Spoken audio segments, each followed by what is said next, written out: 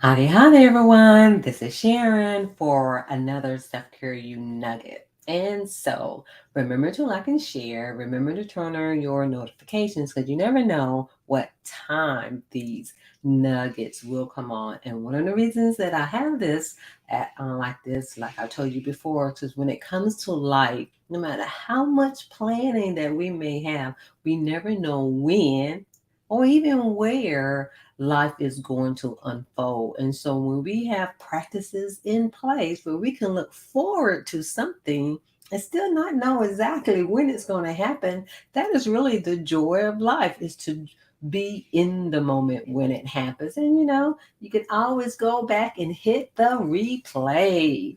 And so today, what I want to talk about is address your stuff. You say, Sharon, what do I mean? What do you mean by that? Address your stuff. I am addressing my stuff. Really address your stuff. You've heard me time and time again, like when it comes to self care, I've been talking about this for years. You're like, oh, well, what do you mean? What do you mean? First of all, when I came to the realization that I, me, you may have heard me say, everyone needs healing from something and may not know it.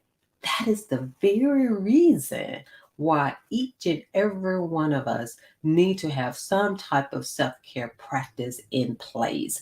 It's like when things in life come up, some of those things, and we're not gonna ever know and ever be prepared for every single thing in life. But one thing I can say in that, the things that we may think that is difficult, it's not just a matter of pushing through. I mean, for instance, for individuals who want to lose weight, for individuals who want to turn their life around, for individuals who want to be an entrepreneur, sometimes there are, I mean, it's not even sometimes, there are hurdles, and sometimes individuals will run back as, oh, this is too much, or whatever it may be. No, that is just a part of it. It's just like life. And so, in saying that, there's not just life experiences, because a lot of times people focus a whole lot of the apparent trauma, of course, when it comes to abuse, domestic violence, sexual abuse,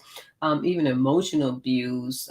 Sometimes that can be viewed as the perception of something, but sometimes it's blatant. And I'm talking about the blatant when it comes to that.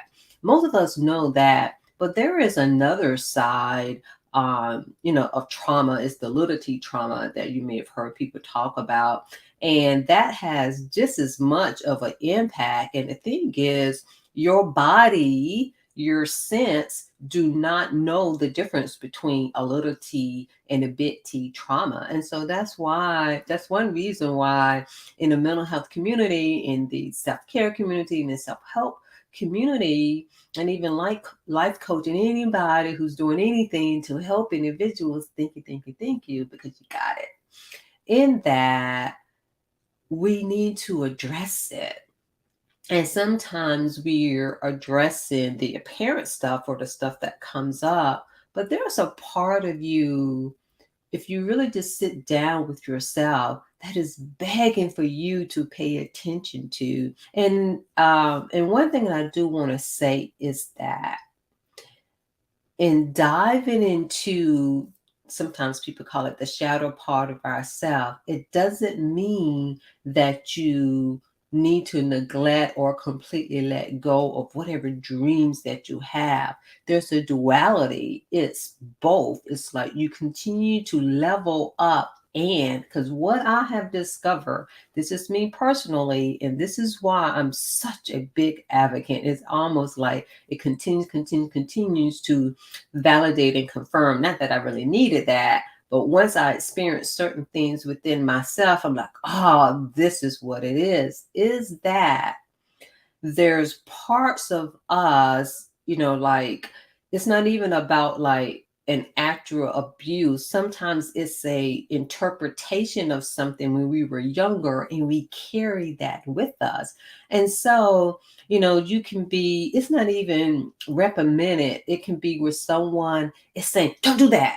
And they're trying to protect you from putting your hand on a hot stove or iron or something, but it startles you. So it's your nervous system. So every time you hear someone speak loud, it's like, oh, well, why are you fussing at me? Why are you doing that? Because I know I am very sensitive to tone of voice. And I know, and I'm continue. I've gotten better, but it's something I'm continue, because I'll be like, well, why they gotta say it like that?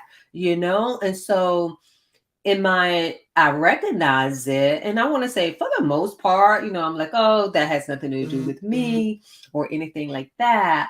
However, sometimes there are certain things that go in the subconscious, and let me say this before I move on. All of this is about you investing in yourself. So in order for us to really have our greatness, uh, even as we level up, if we're not doing some type of personal development and reading a book or going to a class, but also applying this most important, applying what we're learning, in that, it's not going to do any good. I found out more about myself when I'm listening to a podcast. It's like, oh, that sounds familiar. Oh, I'm like that. And there's certain things that I just didn't know. They're not good or bad, I can say. But what I can say in that sometimes it may not allow you to expand. So this is why it's so important for you to sit with yourself so that you can expand, even if you it's kind of one of those things, even in your greatness, because I always used to say, it's like, even though you're a good person, you can still be better in our greatness. But there's sometimes a part of us that can be hidden, that can be holding us back, where we're sabotaging. Because sometimes I hear people say, oh, you're repressing that and you're doing this and you're holding yourself back, as if you're doing it on purpose, and you're not doing it on purpose on a conscious level.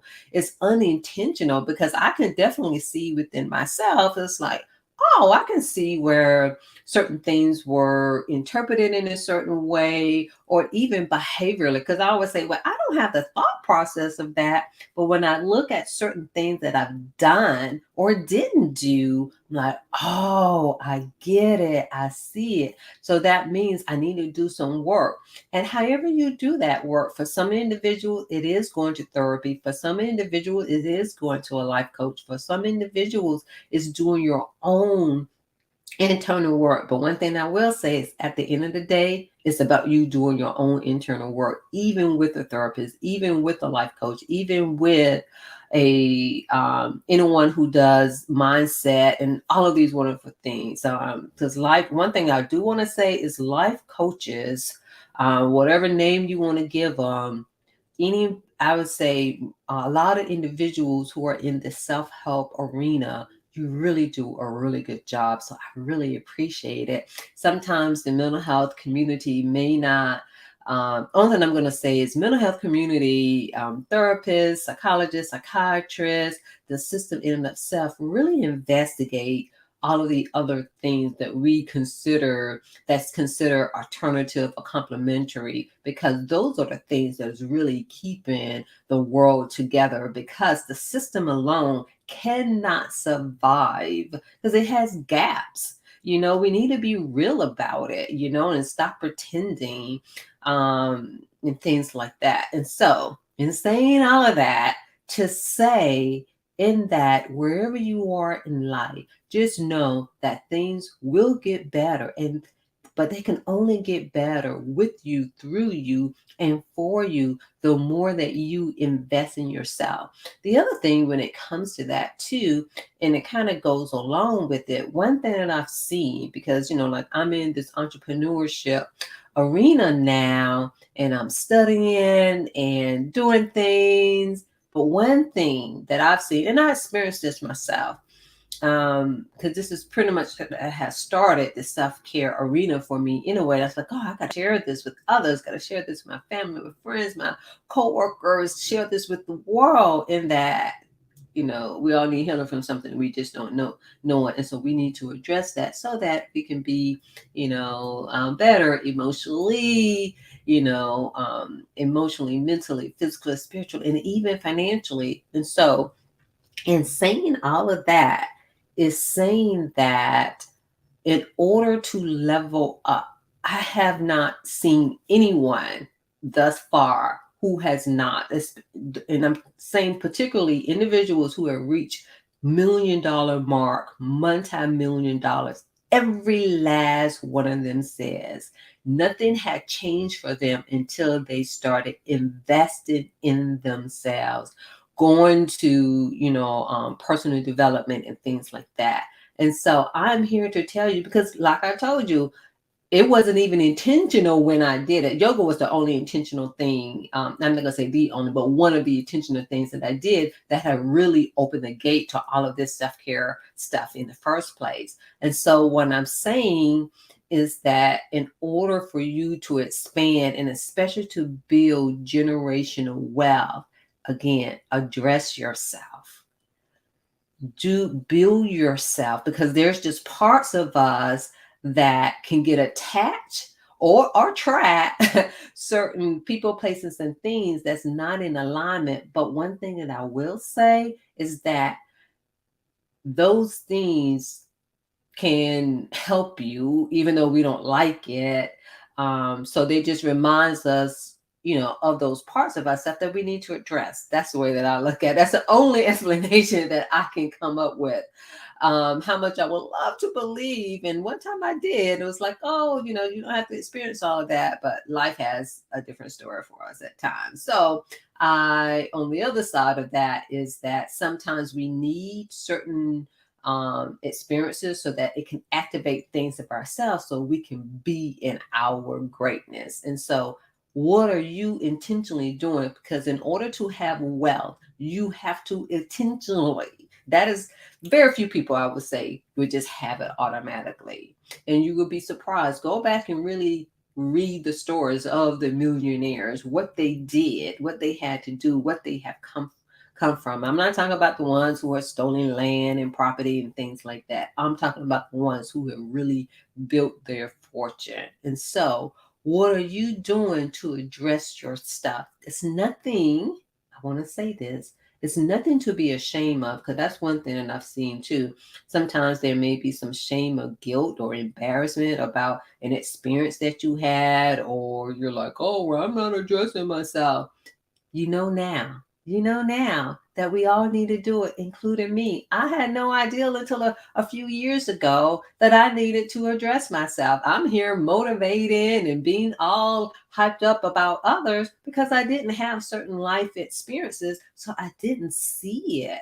But when certain life experiences came my way, like, oh, what is this? And then I was able to see some of my own patterns. And again, they're not always like detrimental, meaning like someone's going to die or anything like that, but they are self-sabotaging. I will say that. And they are things that can hold you back to your greatness. And so we're saying that we want to be so given to the world, but in order to be given to the world, you give to yourself first. So that means you address yourself, you feed yourself, and you give from the overflow. And so the only way to do that is for you to sit with yourself. Remember the 4 pillars of self-care. And that the biggest one is that self-awareness. So it's about doing things that you need to do. You may not even want to do it, because who really wants to kind of sit there, But allow things to come through you so that you can level up and you can truly give the way that you want, so you can be blessed to give. So, in saying all of that, have a blessed day as you address your stuff. Okay? Thanks for joining me, Arnetta.